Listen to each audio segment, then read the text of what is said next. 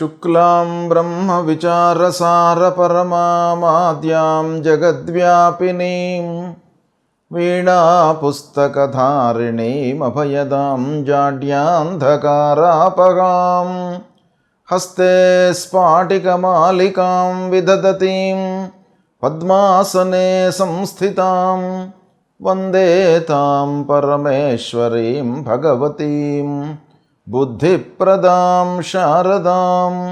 శ్రీ మహాగణాధిపతయే నమః. శ్రీ మహాసరస్వత్యై నమః. శ్రీ గురుభ్యో నమః. ఆంగ్ల నూతన సంవత్సరం 2025వ సంవత్సరానికి స్వాగతం.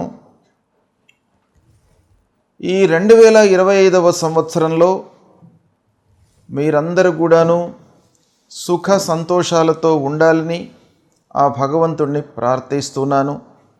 అన్ని విధాలుగా శుభం జరగాలి అని చెప్పేసి మీ అందరినీ కూడాను ఆశీర్వదిస్తున్నాను.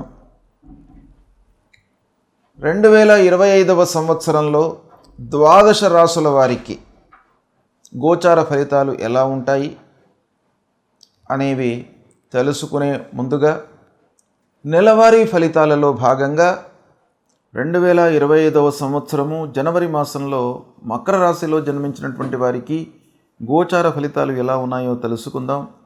ముందుగా మకర రాశి జాతకులకు ముఖ్యమైనటువంటి గ్రహాలు ఏ స్థానాలలో సంచరిస్తున్నాయి అనేటువంటి విషయాన్ని చూసినట్టయితే సూర్య భగవానుడు జన్మ ద్వితీయ స్థానాల్లో సంచరిస్తున్నాడు, ప్రతికూలంగా ఉన్నాడు.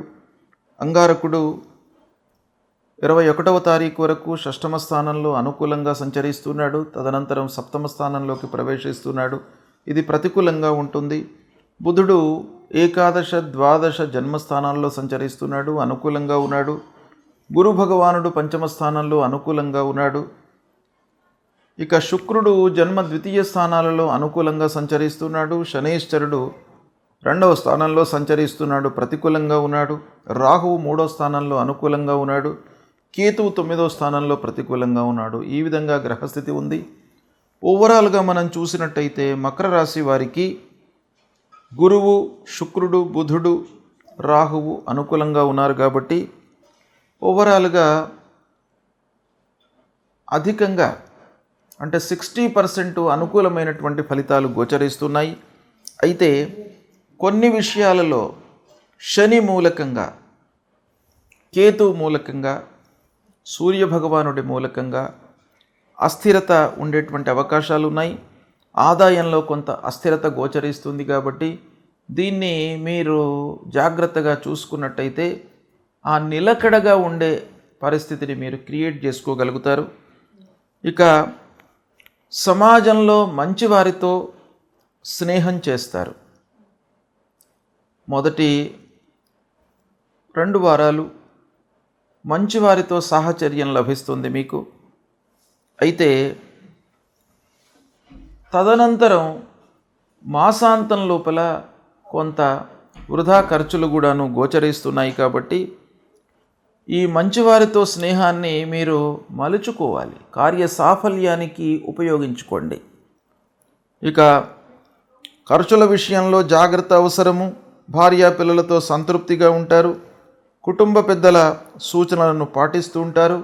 వివాహాది శుభకార్యాలు చేస్తారు, శుభకార్యాలకు హాజరవుతారు. పిల్లల సెటిల్మెంట్ విషయం లోపల అంటే వాళ్ళ ఉద్యోగం కానివ్వండి, వారికి ఒక మంచి సంబంధం చూడడం పైన కానివ్వండి, వారి యొక్క హయ్యర్ ఎడ్యుకేషన్ విషయంలో కానివ్వండి, మీరు సమయానికి మంచి నిర్ణయాలు తీసుకుంటారు. చాలా ప్రభావవంతంగా వాళ్ళపైన మీరు మనస్సు నిలుపుతారు. ఇక భార్యా పిల్లలతో సంతృప్తిగా ఉండడము, కుటుంబ పెద్దల యొక్క సూచనల మూలకంగా మీకు చాలా పనులు నెరవేరుతాయి, లాభసాటిగా ఉంటాయి. అయితే ఆర్థిక స్థితి మూలకంగా కొన్ని పనులలో ఆలస్యము, జాప్యము, వాయిదా పడడము ఇలాంటివి కూడాను గోచరిస్తున్నాయి కాబట్టి కొంత జాగ్రత్తగా మీరు నిర్ణయాలు తీసుకోవాలి. ముందు చూపుతో వెళ్ళడం చాలా అవసరము. అంటే ఆర్థిక పరిస్థితి మూలకంగా కొన్ని పనులు ఎఫెక్ట్స్ అయ్యేటువంటి అవకాశం ఉంది కాబట్టి ముందు చూపుతో మీరు వెళ్ళండి. ప్రణాళికాయుతంగా పూర్వాపరాలను చాలా ఆలోచించి మీరు స్టెప్స్ తీసుకున్నట్టయితే బాగా కలిసి వస్తుంది. ఇకపోతే వ్యాపారస్తులు ముఖ్యంగా కొంత ఆలోచించి పెట్టుబడులు పెట్టాలి.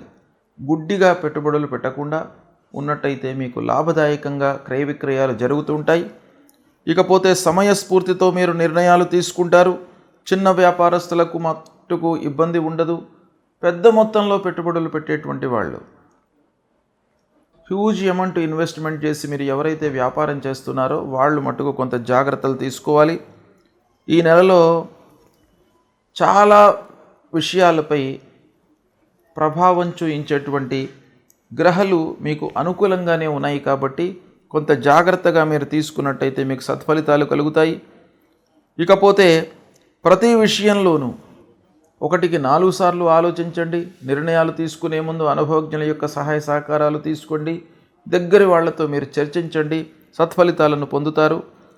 కాంట్రాక్టర్లకు సజావుగానే జరుగుతుంది వ్యవహారం. రియల్ ఎస్టేట్ రంగంలో ఉన్నటువంటి వారికి అనుకూలంగా ఉంది ఈ మాసం. ఇకపోతే భూములు, వాహనములు ఇలాంటి వ్యవహారాలు చేస్తున్నటువంటి వారికి కూడాను అనుకూలంగానే ఉంటుంది. ఏది ఏమైనప్పటికీ డబ్బు విషయంలో మట్టుకు ఈ మాసంలో మీరు చాలా జాగ్రత్తగా తీసుకుంటూ ఉండాలి. కానీ ఆశించిన మేర ఫలితము ఉండదు అనేటువంటి విషయాన్ని గుర్తుపెట్టుకొని ముందుకు వెళ్ళడం మంచిది. ఇకపోతే విద్యార్థులకు బాగా కలిసి వస్తుంది. పరీక్షలలో రాణిస్తారు. ఉన్నత విద్యకై విదేశాలకు వెళ్ళడము, ఇక్కడనే దేశీయంగా మీరు మంచి సంస్థలలో అడ్మిషన్ పొందడము ఇలాంటివన్నీ కూడాను శుభసూచకంగా కనబడుతున్నాయి. ఓవరాల్గా మీకు మంచి ఫలితాలే ఉన్నాయి. కొంత శ్రమించినట్టయితే సత్ఫలితాలు ఇంకా బాగాను పొందేటువంటి అవకాశాలు ఉంటాయి. అయితే ఈ మకర రాశిలో జన్మించినటువంటి వారికి ఏ ఏ గ్రహాలు ప్రతికూలంగా ఉన్నాయి అనే విషయాన్ని మనం చూసినట్టయితే శనీశ్వరుడు 2వ స్థానంలో సంచరిస్తున్నాడు. ఇంకా చివరి ఘట్టంలో ఉన్నాడు. ఏళ్నాటి శని ప్రభావం తగ్గిపోతుంది. ఈ జనవరి, ఫిబ్రవరి, మార్చి లోపల వెళ్ళిపోతున్నాడు కనుక ఈ వెళ్ళే ముందు కొన్ని మంచి పనులు, స్థిరమైనటువంటి పనులు చేసే అవకాశం కూడాను ఉంటుంది. కాబట్టి స్థిరమైన పనులు చేస్తున్నప్పటికీ, చేయించినప్పటికీ ఖర్చులు తప్పవు కాబట్టి దాన్ని దృష్టిలో పెట్టుకోండి. ఆ శనీశ్వరుడి ప్రీత్యర్థమై శివాలయానికి వెళ్ళండి. శివాలయంలో ఉన్నటువంటి ఆదిత్యం సూర్యుణ్ణి, అంబికాం అమ్మవారిని, గణపతిని, విఘ్నేశ్వరుణ్ణి, ఆ శివుణ్ణి వీళ్ళందరినీ కూడాను మీరు కొలిచినట్టయితే ఆ శని ప్రభావం తగ్గిపోతుంది.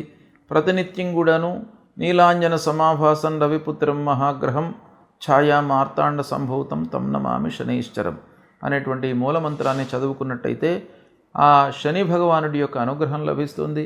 నవగ్రహ స్తోత్ర పారాయణం చేసుకోండి. నవగ్రహాల లోపల దక్షిణ భాగంలో ఉన్నటువంటి ఆ శనైశ్చరుడి పైన నువ్వుల నూనెతో అభిషేకం చేయండి. చేసినట్టయితే ఆ భగవంతుడు, ఆ శని భగవానుడు అనుగ్రహించి మిమ్మల్ని నష్టాలలోకి నెట్టకుండా కాపాడుతుంటాడు. అనవసరమైనటువంటి ఖర్చులు ముందుకు రాకుండా మిమ్మల్ని అనుగ్రహిస్తాడు. ఇక అదృష్టము కలిసి రావడానికి ముఖ్యంగా సూర్యనారాయణుణ్ణి, విఘ్నేశ్వరుణ్ణి పూజించండి. తద్వారా ఏమవుతుంది, మీరు ఎంత ఎఫర్ట్స్ పెట్టినప్పటికీ, ఎంత కష్టపడినప్పటికీ ఒక 1% అయినా కూడాను ఆ భగవంతుడి యొక్క అనుగ్రహము తప్పకుండా కావాలి మనిషికి. కాబట్టి ఆ రూపంలో ఆ భగవంతుడు మిమ్మల్ని అనుగ్రహిస్తాడు. కాబట్టి విఘ్నేశ్వరుణ్ణి, సూర్యుణ్ణి పూజించండి. తప్పకుండా మీకు అన్ని రకాలుగా శుభ ఫలితాలు కలుగుతాయి. ఈ జనవరి మాసంలో మకర సంక్రాంతి ప్రవేశమవుతుంది. ఇది పెద్ద పర్వకాలం. సంక్రాంతి మేష సంక్రమణ మొదలుకొని మీన సంక్రమణ వరకు, అంటే ప్రతి నెలకు సూర్యభగవానుడు ఒక రాశి నుంచి ఇంకో రాశికి ప్రవేశిస్తాడు. అందులో మకర రాశిలోకి ప్రవేశించడము అనేటువంటిది చాలా గొప్ప సంక్రాంతి. కాబట్టి ఈ సంక్రాంతి పండుగ 14వ తారీఖున 14 జనవరి 2025 రోజున ఉదయం సూర్యభగవానుడు 8:54 మకర రాశిలోకి ప్రవేశిస్తున్నాడు. కనుక ఈ మకర రాశి ప్రవేశించినది మొదలుకొని 6 మాసాల వరకు ఉత్తరాయణంగా మనం పరిగణిస్తాం. అంటే ఈ ఉత్తరాయణం అనేటువంటిది దేవతలకు దివాభాగం, రాక్షసులకు రాత్రి భాగం. కనుక ఈ ఉత్తరాయణం ప్రారంభమైన తర్వాత మంచి పనులు చేసుకోవడానికి, శుభకార్యాలు చేసుకోవడానికి అత్యుత్తమమైనటువంటి పర్వకాలంగా మనకు శాస్త్రాలు చెప్తున్నాయి. గనక ఈ మకర సంక్రాంతి రోజున మనము ఏం చేయాలి అనేటువంటి విషయాన్ని మనం చూసినట్టయితే, ఈ సమయం లోపల ఏ సమయము ప్రవేశమైనది మొదలుకొని, అంటే ఉదయం 14వ తారీఖు నాడు 8:54 మకరానికి సూర్యభగవానుడు ప్రవేశిస్తున్నాడు. అది మొదలుకొని సాయంత్రం 4:54 వరకు సంక్రాంతి పుణ్యకాలం అనేటువంటిది ఉంటుంది. ఈ పుణ్యకాలం లోపల మనం ఏం చేయాలి అనంటే, స్నానదాన జప పితృదేవతలకు తర్పణాలు చేసుకోవాలి. అంటే స్నానం, నదీ స్నానం చేయడము, లేదా తీర్థ స్నానం చేయడము, సముద్ర స్నానం చేయడము, లేదా మనకు మహానదులకు వెళ్ళి స్నానం చేయడం అనేటువంటిది ఈ మకర సంక్రాంతి రోజున చాలా ఉత్తమమైనటువంటిది. తర్వాత మనకు తోచిన రీతిగా దానం చేసుకోవాలి. అంటే ఈ పర్వకాల సమయం లోపల మనం ఏదైతే దానం చేస్తామో అది అక్షయ్యమైనటువంటి పుణ్యఫలాన్ని ఇస్తుంది. అంటే మామూలు రోజులలో దానం చేయడం వేరు, పర్వకాలంలో దానం చేయడం వేరు.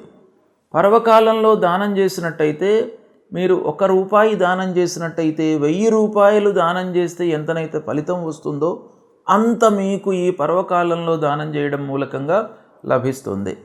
కాబట్టి ఈ పర్వకాలం లోపల, సంక్రాంతి పర్వకాలం లోపల దానానికి అత్యంతమైనటువంటి ప్రాధాన్యత ఉంది. తద్వారా అక్షయమైనటువంటి ఫలాన్ని పొందుతారు.